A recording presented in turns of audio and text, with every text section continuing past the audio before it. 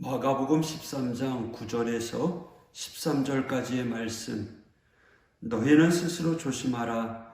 사람들이 너희를 공회에 넘겨주겠고 너희를 회당에서 매질하겠으며 나로 말미암아 너희가 권력자들과 임금 앞에 서리니 이는 그들에게 증거가 되려 함이라.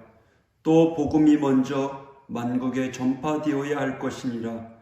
사람들이 너희를 끌어다가 넘겨줄 때에 무슨 말을 할까 미리 염려하지 말고 무엇이든지 그때에 너희에게 주시는 그 말을 하라. 말하는 이가 너희가 아니요 성령이시니라. 형제가 형제를, 아버지가 자식을 죽는 데서 내주며 자식들이 부모를 대적하여 죽게 하리라. 또 너희가 내 이름으로 말미암아 모든 사람에게 미움을 받을 것이나 끝까지 견디는 자는 구원을 받으리라. 아멘. 이 마가복음 13장은요, 예수님께서 마지막 때의 징조와 모습을 말씀해 주시는 장면입니다. 오늘 말씀에 의하면 마지막 때에 정말로 많은 사람들이 힘들어할 것이며 또 그 힘들어하는 대상이 바로 그리스도인들이라고 하십니다. 정당한 이유 없이 그리스도인들이 세상에서 미움을 받게 될 것입니다. 여러분 어떠신가요? 요즘 많이 힘드시죠? 특별히 믿음 생활하면서 믿음을 지킨다는 것이 왜 이렇게 힘든지 다 이유가 있답니다. 이는 요한복음 17장에 나타난 예수님의 기도에 의하면 그리스도인들이 세상에 속하지 않고 하늘에 속하였기 때문에 세상 사람들이 미워하기 때문이라고 합니다. 사실 그렇지 않은가요? 이유 없이 예수 믿는다고 미워하는 세상 사람들이 많이 있습니다. 빚진 것도 없는데 해를 입힌 것도 아닌데 예수 믿는 것 하나 때문에 교회 다닌다는 것 때문에 불이익을 당하고 왕따를 당하고 때로는 미움을 받습니다. 이게 마지막 때의 또 다른 현실, 삶의 모습입니다. 그러므로 우리가 살면서 신앙 때문에 미움받는다고 낙심하지 마십시오. 그것은 당연한 일이고요. 예수님께서 미리 말씀하신 것입니다. 오늘 본문 말씀 9절을 보십시오. 너희는 스스로 조심하라. 사람들이 너희를 공회에 넘겨주겠고 너희를 회당에서 매질하겠으며 나로 말미암아 너희가 권력자들과 임금들 앞에 서리니 이는 그들에게 증거가 되려 함이라. 예수 믿는다고 사람들에게 미움을 당하다 못해 공회에 회부되어 공개석상에서 매질을 당할 정도입니다. 억울하게 말이죠. 이런 억울한 일을 당할 때 어떻게 해야 되나요? 두려운 일이지만 그런 일 당한다고 억울하다고 항변하며 뒤집고 싸우고 할 일만은 아니라는 거죠. 우리가 마지막 때 고난을 받고 억울한 일을 당하는 것에는 분명한 이유가 하나 있습니다. 그것을 예수님께서는 이렇게 말씀하십니다. 이는 그들에게 증거가 되려 함이라. 그렇게 억울하게 핍박받고 고난받는 자들에게조차 예수님의 말씀, 복음이 증거되게 하기 위해서라는 거죠. 여러분, 예수 믿는 것 때문에 분해 죽겠다고 이리 뛰고 저리 뛰고 하지 마십시오. 도리어 그 기회가 내 원수들에게 복음을 전할 수 있는 기회입니다. 우리는 사나 죽으나 복음을 전해야 될 사명이 있습니다. 그러니까 억울한 일 당할 때, 고난 당할 때 이것이 복음을 전할 기회라는 뜻이죠.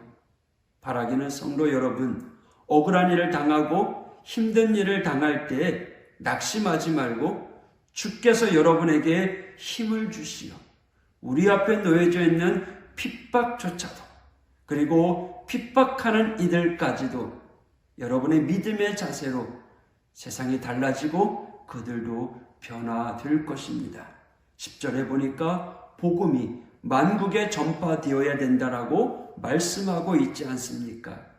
한 가지 주님께서 그런 억울한 일 당하는 이들에게 주신 약속의 말씀이 있습니다. 11절 사람들이 너희를 끌어다가 넘겨줄 때에 무슨 말을 할까 미리 염려하지 말고 무엇이든지 그때에 너희에게 주시는 그 말을 하라. 말하는 이는 너희가 아니요 성령이시니라. 할렐루야. 성령님께서 우리와 함께 하십니다. 그래서 감당케 하시고 할 말을 허락해 주십니다. 결코 우리 하나님은 나 몰라라 하는 분이 아니십니다. 고난받는 우리와 함께 하시고 나름대로 그 상황을 감당할 수 있는 힘을 주시고 또 말할 수 있는 능력을 허락해 주십니다. 이 성령의 역사가 여러분들에게 가득하기를 바랍니다. 아울러 마지막 때에는 12절, 13절에 있는 것처럼 결국에는 가족이 해체되기까지 무서운 일들이 일어날 것이다. 형제가 형제를, 아버지가 자식을, 자식이 부모를 대적하고 미워하는 그런 가정 해체의 무서움까지 당할 것이라는 거죠. 여러분, 하나님을 믿는 우리 믿음의 성도들은 하나님을 사랑하듯이 가족을 사랑해야 됩니다. 남편을 사랑하고 아내를 존중히 여기고 형제 우애를 다하여 온 정성을 다하고 자식을 위해 온 희생을 다하고 또 부모를 위해서 최선을 다해도요, 믿음이 없으니 결국 그 가정은 해체될 수밖에 없다라는 거죠. 그러므로 여러분, 가정이 하나 되기 위해서, 교회가 하나 되기 위해서 믿음으로 간구하십시오. 말이죠. 신앙이라는 것은 하나 되지 못하면 결국 흩어질 수밖에 없습니다. 예수 이름으로 하나가 되어야지 나누어지면 결국 그 가정이나 교회나 공동체는 해체될 것입니다. 별의별 이유를 다 대며 무너질 것입니다. 신앙은 액세서리가 아닙니다. 마지막 때의 신앙은 우리의 생명입니다. 할렐루야. 그 정도로 귀중한 것입니다. 마지막 때일수록 우리의 가정이 신앙으로 똘똘 뭉치게 해달라고 사모하시기 바랍니다. 끝까지 견디는 자가 되기를 원합니다. 끝까지 싸워 이기는 믿음의 성도가 되기를 축복합니다. 할렐루야. 기도하겠습니다. 하나님 아버지, 소환이 어제였습니다. 오늘도 무서운 추위가 우리를 찾아옵니다. 여전히 코로나 위협 속에 살아갑니다. 세상에 되는 일보다는 안 되는 일, 짜증나는 일, 우울한 일들이 얼마나 많은지 모릅니다. 주님, 주님의 능력의 손으로 붙잡아 주시고 성령님 함께하여 주시옵소서.